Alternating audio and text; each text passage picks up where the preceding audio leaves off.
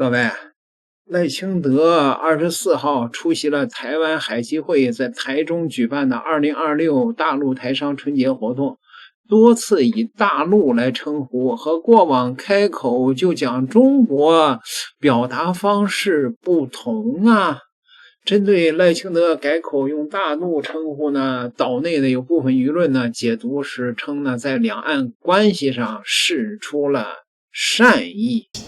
先跟大家拜个年啊，祝大家新年快乐。初八这天，总统赖清德到台中出席台商春节活动，给在座的台商们献上满满新春祝福。我要谢谢大陆的台商对台湾经济的贡献，大陆的台商跟根留台湾的企业是属于产业链的一环。除了感谢中国台商对经济产能的贡献，外界注意到赖总统罕见在公开场合用大陆称呼中国，而且不止用了一次。大家在中国大陆经商这一点我特别跟大家报告，就是从蔡英文总统到我们两个民进党政府都是维持，希望能够两岸能够维持现状。蔡总统第一任上任的时候，他特别提出承诺对中国的生意不变，希望能够跟中国大陆大家能够和好相处。那我上任的时候呢，也是一样很关键的就是希望能够维持现状。强调对两岸维持现状的态度不变，更重申延续蔡总统路线。致辞呈现中国、中国大陆以及大陆三种说法，外界认为是对中国主动释出善意，毕竟他对中国议题态度一向强硬。例如2014年他访问中国复旦大学，就曾当着中国官员的面前大谈6·4及台独。台湾社会到底是先有民进党，才有台湾独立的主张，还是因为社会先有台湾独立的主张，才有民进党？如果不了解清楚，然后去处理民进党的台独打压，这个是没有办法解决的。我是一个台湾独立的政治主张的工作者，主要是认为我们已经是一个主权独立的国家，名字叫中华民国。我们不必另外宣布台湾独立。还有2017年赖揆被询初登场，这席台独论引发两岸政坛大地震。近来无论赖总统就职、国庆演说，都以中国中华人民共和国称呼对岸。如今改口是对中国态度微调吗？今天的演说，一方面大概是强调了两岸政策的这个延续性和不变性，然后另一方面也再次的释出了一些善意希望能够让对岸也能够倾听我们这边的民意。赖总统改口称中国为大陆。新年一开春就递出橄榄枝，不知道这善意中国收不收得到？民视新闻林静、李志瑞 SNG 小组台北、台中综合报道。那这个事儿呢，是不是有人猜测说赖清德收到了美国爸爸的指示啊？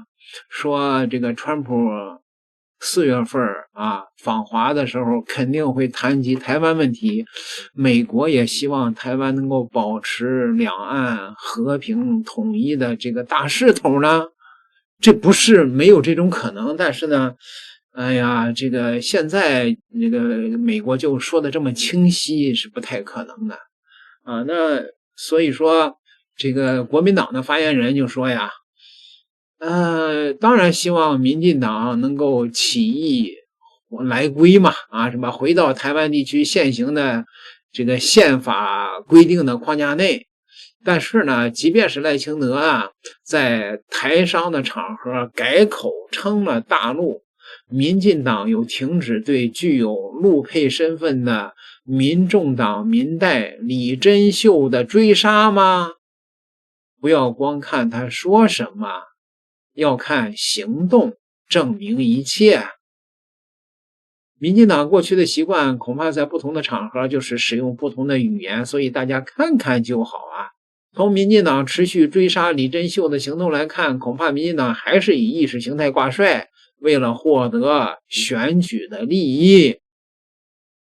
如果赖清德没有持续释出完整的讯号，相信大家呢也不会认为他的路线有所调整的。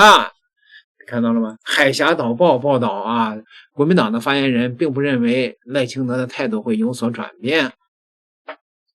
好吧，那如果是赖清德这个一口气儿走到黑，那就只有武力统一了。武力统一了会怎么办呢？中国呢有专家呀建议说，如果真的是武统台湾以后啊，台湾都不能再建省了啊，就直接弄成一个省的一个地区就完了。为什么呢？是这样的，说解放台湾之后啊，不能设省，也不能设省会了，因为历史的教训太沉重了。如果有人在统一后马上重新建立台湾省，甚至是设省会，那就是在亲手埋下一颗随时可能爆炸的定时炸弹啊！两岸如果是统一的那天，有人马上提议重建台湾省，设省会，你会不会觉得这是顺理成章的事儿啊？可是历史呢，早就用血泪提醒过我们了。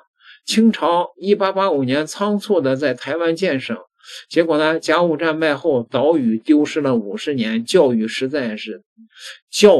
在是太深刻了。这一步要是走错，风险比谁都大。刘铭传1836年生于安徽合肥农家，排行第6，因脸上有点麻子，叫刘六麻子。父亲呢范思言，他18岁时呢因家世提刀杀人，从此呢组织乡勇团练，后来加入淮军，参加平定太平天国和捻军，升到直隶提督。1870年呢因病辞官回乡。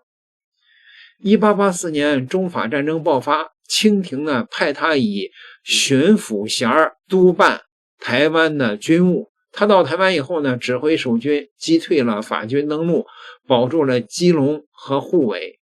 1885年台湾正式建省，他出任首任巡抚。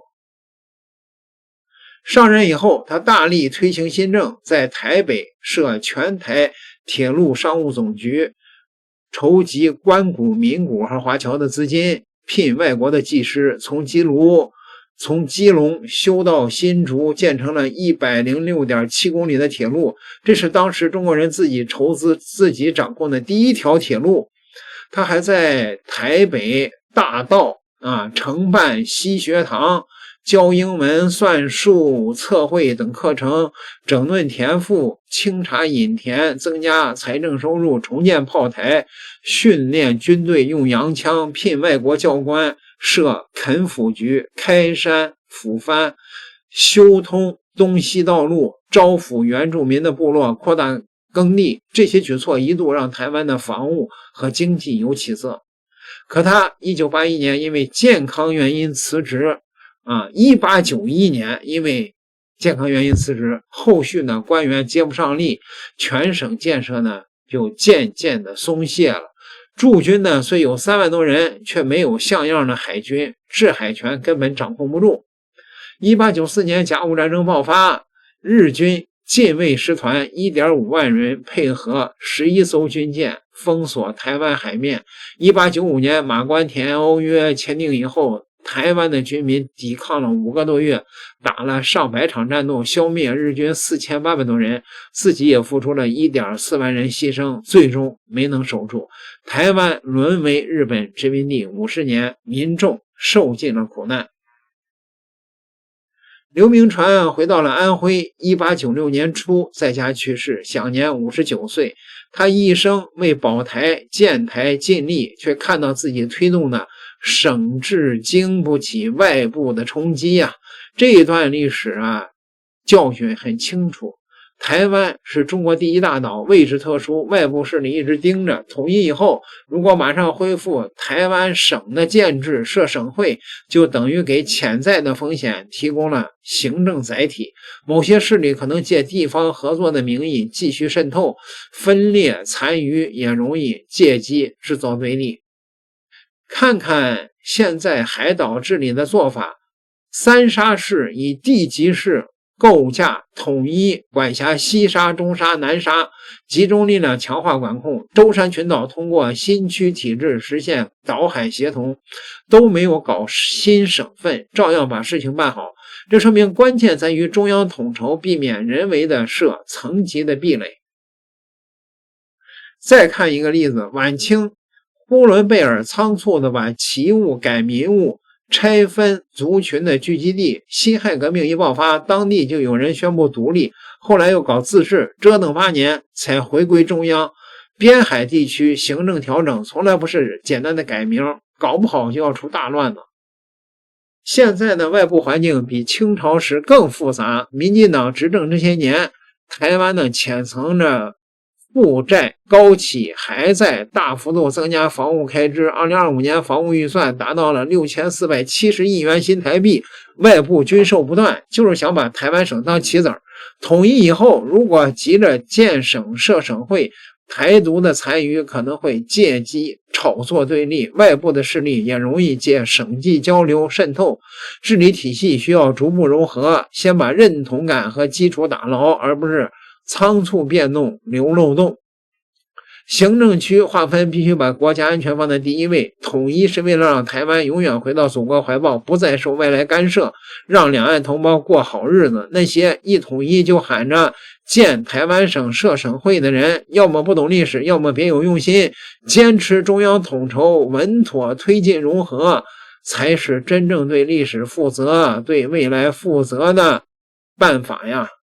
当然了啊，各位，中国的这些专家说的是武统的前提下，那如果是台湾真的是能够在和平统一的框架下回归祖国的话，当然这个前提就不存在了。和平统一回归祖国的话，那台湾获得的自治的权利那就非常大啊！别说省了，这个特区啊，那都是一定的，对吧？但是现在看现在的这个局势的话，那希望当然是最终和平统一了。武力统一之后，连省都没了，就这个意思。你们觉得呢，各位？